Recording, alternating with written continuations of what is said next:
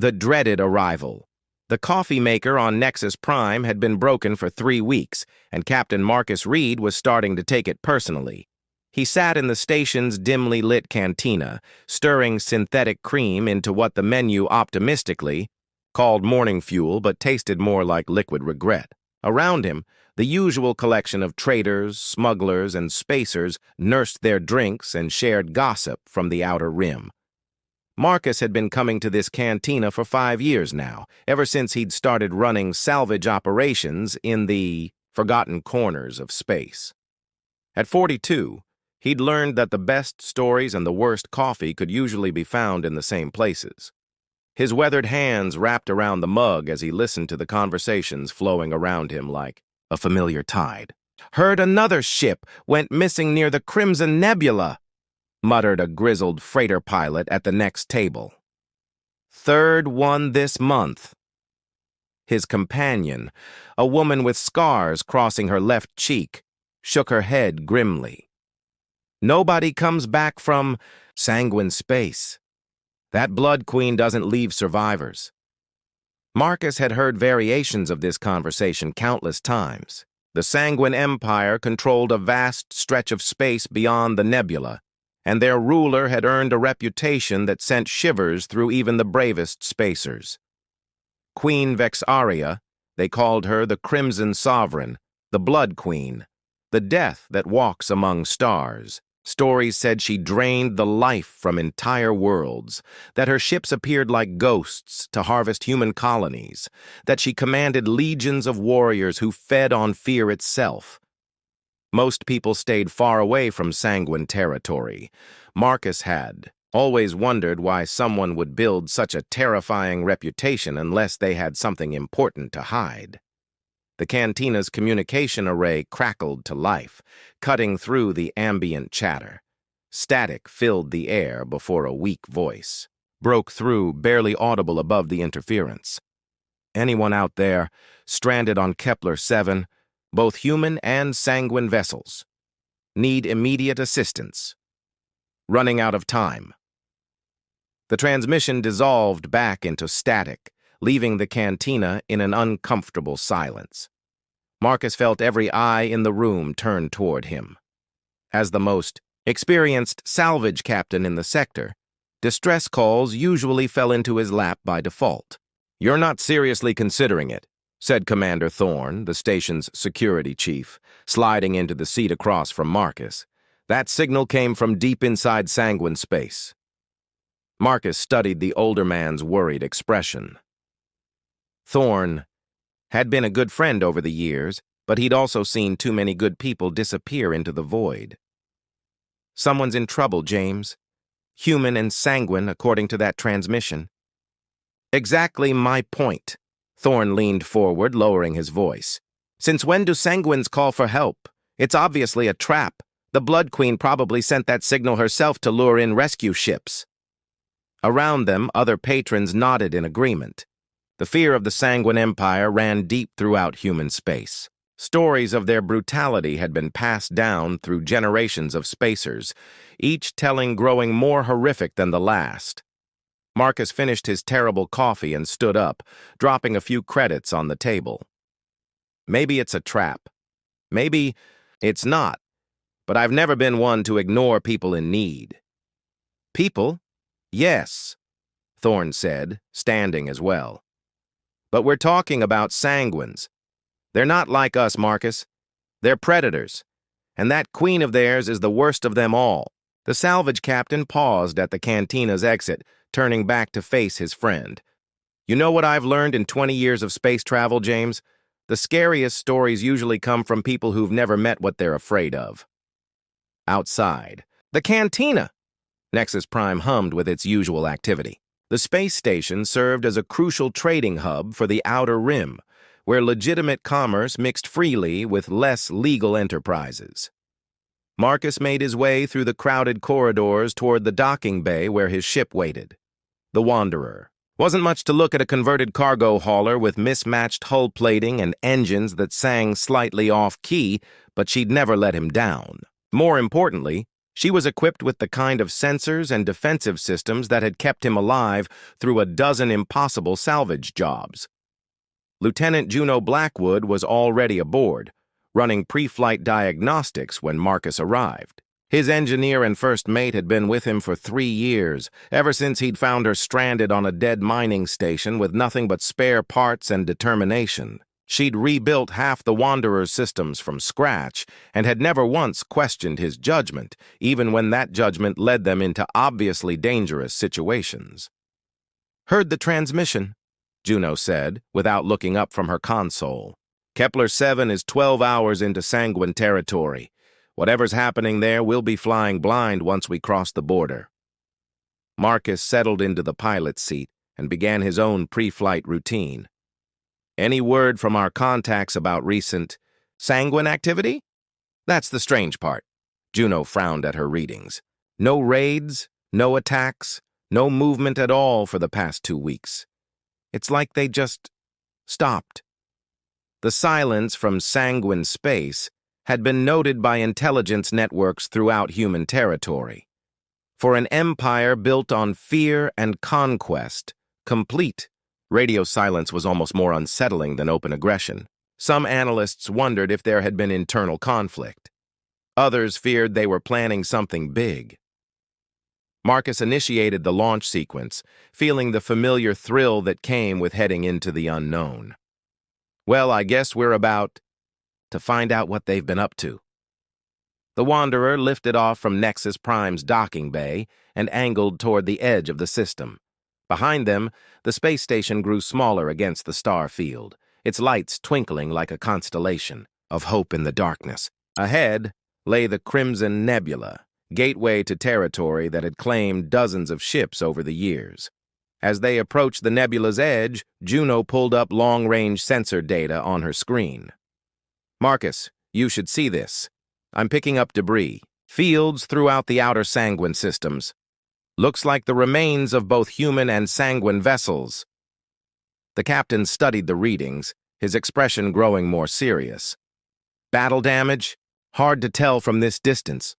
But the debris patterns don't match typical combat formations. It's more like simultaneous system failures across multiple ships." They passed through the nebula's outer wisps, the ship's hull glowing faintly in the crimson light.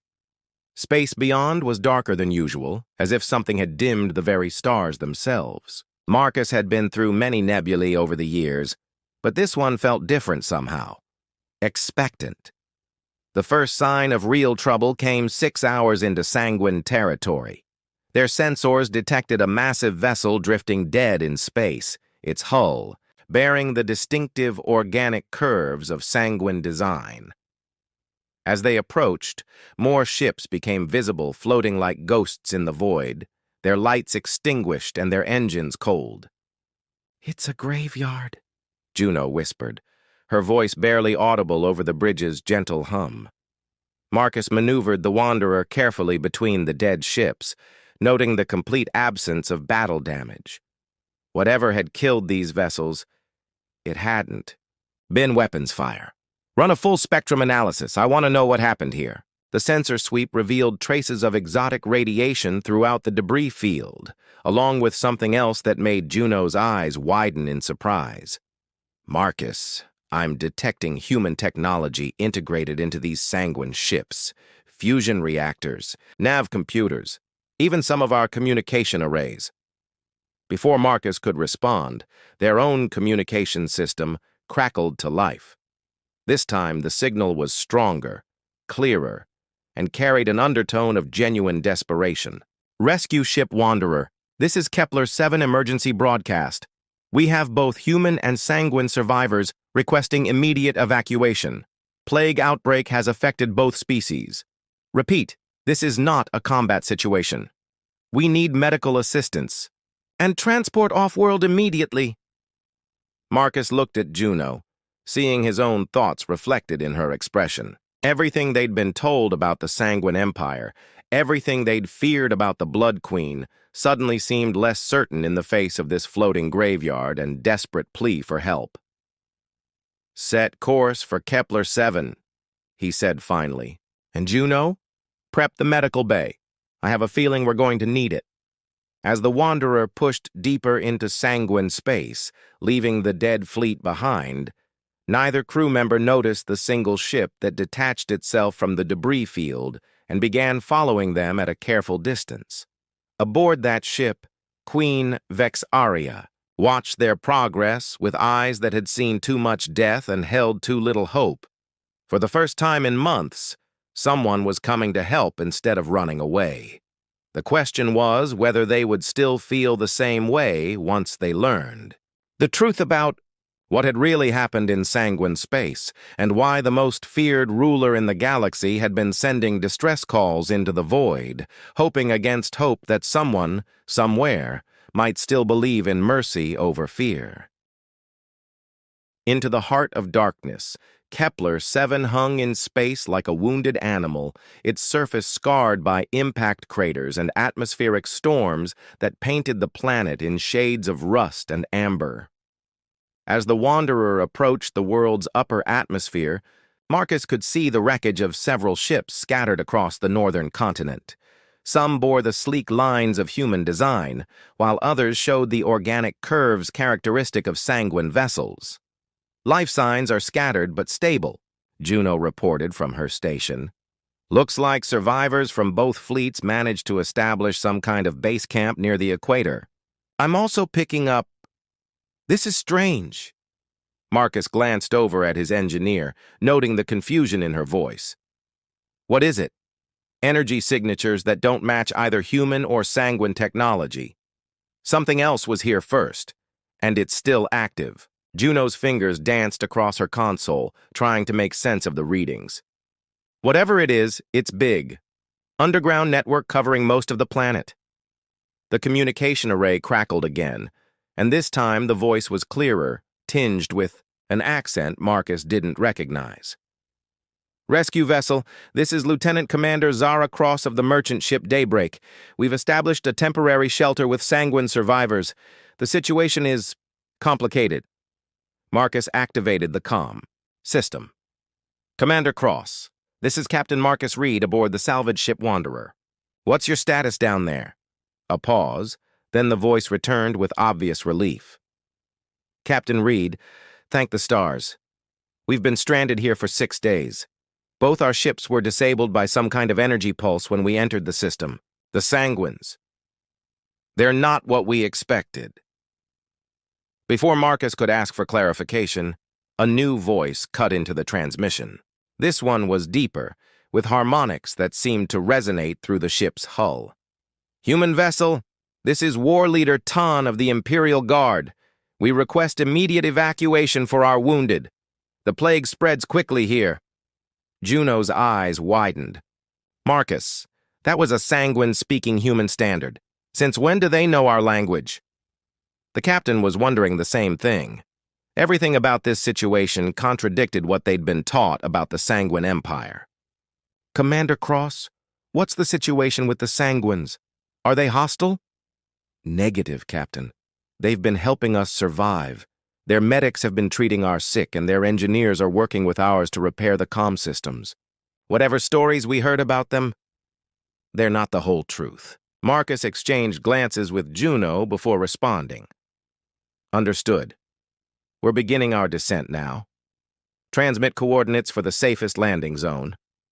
The Wanderer cut through Kepler-7's atmosphere, buffeted by winds that carried strange metallic particles. As they descended, the planet's surface revealed more mysteries. Ancient structures dotted the landscape, clearly predating both human and sanguine presence in the sector. Some were intact, others crumbled, but all bore designs that seemed to flow like living tissue frozen in stone. Those ruins, Juno said, studying the visual feed. They're not natural formations. Someone built a civilization here long before either of our species arrived. The landing site appeared ahead a cleared area surrounded by makeshift shelters and the hulks of crashed ships. As the Wanderer touched down, Marcus could see figures moving between the structures. Humans and Sanguines, working side by side, sharing resources and tending to the injured. Prep the medical supplies, Marcus told Juno as he shut down the engines, and keep the sensors active. I want to know if anything approaches the ship. They exited through the cargo bay ramp, breathing suits engaged as a precaution. The air was breathable according to their scanners, but Marcus had learned to be careful on unknown worlds. The gravity was slightly lighter than Earth standard, making each step feel bouncy and uncertain. A woman approached from the nearest shelter, her uniform bearing the insignia of the merchant marine. She was tall, with short-cropped dark hair, and eyes that had seen too much trouble in recent days. Captain Reed, Commander Zara Cross. Thank you for coming. Marcus shook her offered hand, noting the firm grip and the way her gaze constantly scanned their surroundings. Commander, what's the real situation here? Complex, she said, leading them toward the main shelter. 6 days ago, both our ships received distress signals from this system. When we arrived to investigate, some kind of energy wave disabled our engines and forced us to crash land. The Sanguine ship went down about 2 kilometers from our position. They passed a group of humans and Sanguines working together to repair a communication array. The Sanguines were tall, graceful beings with elongated limbs and skin that seemed to shift color based on their emotions. Their faces were more angular than human features, but their expressions of concentration and concern were unmistakably familiar. At first we were terrified, Zara continued.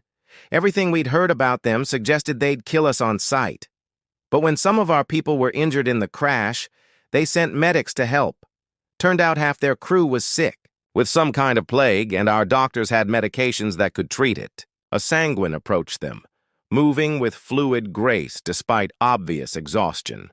This one wore robes that marked him as someone of importance, and when he spoke, his voice carried the same harmonic quality they'd heard over the comm. Human Captain, the Sanguine said, inclining his head respectfully. I am War Leader Tan. We are grateful for your arrival. Our people grow weaker each day. Marcus found himself staring into eyes that shifted from deep purple to silver as emotions played across the alien's features. War Leader Tan, your people speak our language remarkably well. We have studied human communications for many cycles, Tan replied. It was necessary for our survival. We are not the conquerors your people believe us to be. Before Marcus could ask what he meant, the ground beneath their feet began to vibrate. Around the camp, both humans and Sanguines looked, up with expressions of concern and fear. It's starting again, Zara said, her voice tight with worry. The pulses have been getting stronger each day. That's what's been making everyone sick. A low harmonic tone echoed across the landscape, seeming to come from the ancient structures themselves. As the sound grew louder, several people near them stumbled, pressing hands to their heads in obvious pain. Juno pulled out her scanner, watching as the readings spiked across multiple spectrums. Marcus, whatever's causing this, it's not natural. This is some kind of technology, and it's targeting biological systems. War Leader Tan steadied himself against a nearby crate, his skin shifting to a pale blue that Marcus instinctively recognized as distress. The song of the ancients grows stronger. We believe it is what drove the original inhabitants from this world. Ancients? Marcus asked, helping support the Sanguine leader. The race that built these structures, Zara explained, her own face pale from the effects of the pulse. We found evidence of a massive civilization that simply vanished thousands of years ago. The pulses seem to be some kind of automated defense system that's finally activating. As the harmonic tone faded, people throughout the camp began to recover. Marcus noticed that the Sanguines seemed to be affected more severely than the humans, their color-shifting skin providing a visible indicator of their distress. How long do we have before the next pulse? He asked. They're coming every few hours now, Tan replied, his color slowly returning to normal. At first it was once per day, then twice. Now, we estimate perhaps 3 hours of rest between each wave. Marcus looked around the camp, taking in the makeshift medical stations where human doctors worked alongside sanguine healers, the repair, teams combining technologies from both civilizations, the children from both species playing together despite the dire circumstances.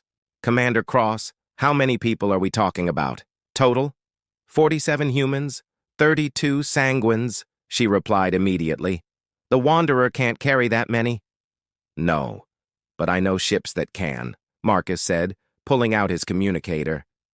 Juno, get me a channel back to Nexus Prime. We're going to need to call in some favors.